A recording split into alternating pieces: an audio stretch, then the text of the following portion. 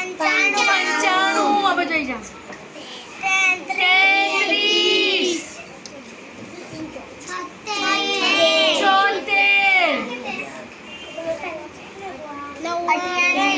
88 चलो આપણે બીજી પરીક્ષા બીજું લઈ લઈએ ચાલો 45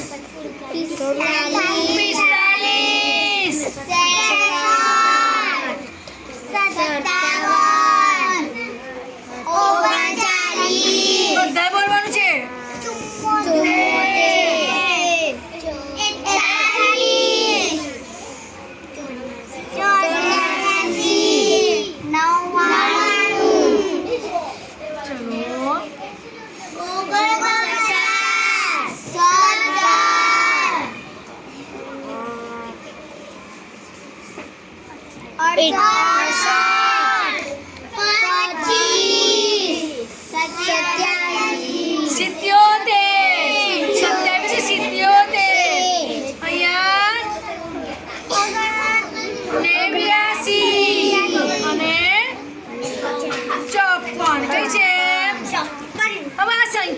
61 એમાં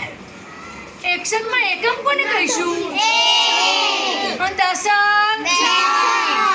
6 ની સ્થાન કિંમત અને 1 ની સ્થાન કિંમત હવે 24 છે એમાં એકમ